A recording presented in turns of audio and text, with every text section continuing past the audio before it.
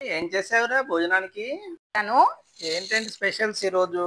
First అయితే కీరా చెప్పాను కదా, కీరా దోసకాయ కంపల్సరీ, ఇంకా నువ్వుల పొడి, నువ్వుల పొడి, ఇంకా దొండకాయ మిరపొడి, దొండకాయ మిరపొడి, ఇంకా రైస్. రైస్ మన రెగ్యులర్ ఫార్మాటా? అవును బావా. ఏమేమి ఉంటుంది దీంట్లో? మైసూర్ మల్లిక, బహుర్ బహురూపి, కాలా బట్ కాలా నవారా. బట్ నవారా. ఓహో, అన్ని కలిపిస్తారు. మ్మ్. బాగుంది, రుచికరంగా ఉంటుంది, పొగలు పొగలుగా.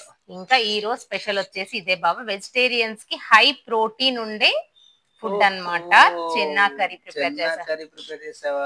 అవును బాబా, ఇది చపాతీలోకి పూరీలోకే కాదు బాబా, రైస్ లో కూడా చాలా బాగుంటుంది. మంచి ప్రోటీన్ కాబట్టి ఖచ్చితంగా వెజిటేరియన్స్ మాత్రం ఖచ్చితంగా ట్రై చేయండి దీన్ని.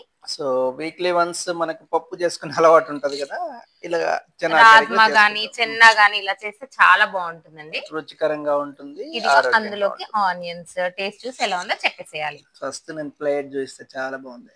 హ్మ్. ఒకటి వడ్డించడం మర్చిపోయాను, నువ్వు కూడా మర్చిపోయావు ఈరోజు. అవురా, మర్చిపోయాను. ఇదిగో ఆవు నెయ్యి వడ్డిస్తున్నాను, టేస్ట్ చూసి ఎలా ఉందో చెప్పేసి. ఏం కలుపుతున్నావు బావా? వేడి వేడి అన్నం, ఆవు నెయ్యి, చెన్నా చెనాకాయ. కర్రీ.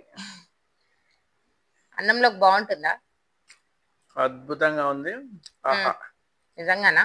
నిజంగా. విత్ మంచి ఉల్లిపాయ, పచ్చి ఉల్లిపాయతో అదిరిపోయింది అసలు.